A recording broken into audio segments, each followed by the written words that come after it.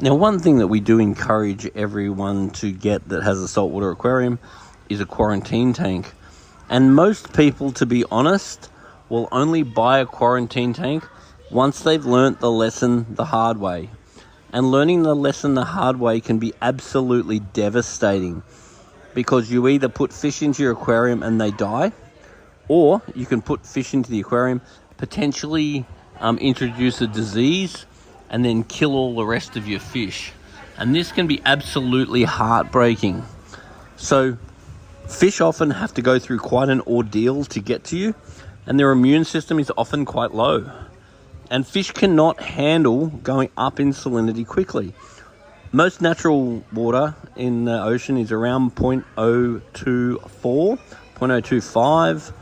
And then what happens is the collectors catch the fish out of the ocean and they put them into much lower salinity.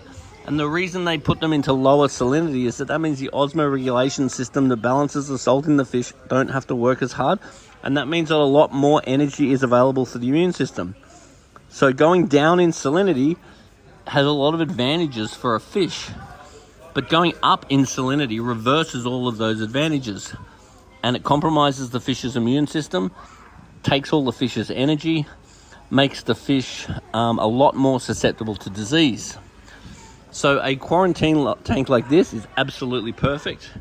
This is just a little AquaL unit, and it's got a little heater, it's got a very good filter, and this will allow you to monitor your fish for a month before it goes into the main tank. And I would recommend running the salinity at a lower salinity than your aquarium store is. So generally a quarantine tank will usually start off at somewhere around 1.018 or even 1.020. Then over the period of a month, you can slowly increase the salinity until the salinity, temperature and pH is exactly the same as the main tank. By then the fish have settled in. You can make sure they're feeding. You can make sure they're healthy and happy before you catch them out and throw them into the main tank.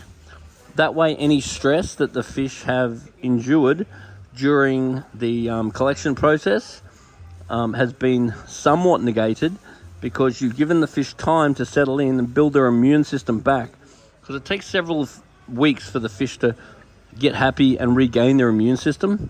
Their immune system contains all their antibodies and their very efficient body slime and so forth.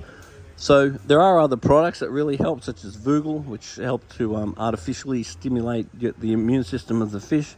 But one thing I do not encourage, particularly if you've got a whole lot of money's worth of fish, then one of the craziest things you can do is go to the aquarium shop, buy a fish, and then introduce it into your tank, because the chance of introducing a disease is more significant.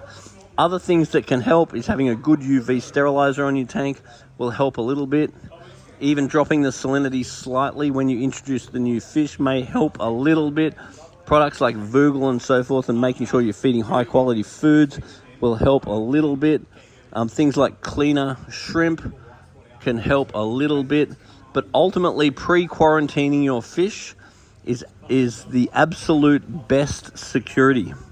So once you have a quarantined fish with a good immune system back intact, then when you put it into your main tank, the chance of that fish being ready and tank hardied and eating and used to you and so forth gives you a much, much better chance of that fish settling in. Because it is absolutely devastating when you introduce a fish into your aquarium and it ends up either just dying.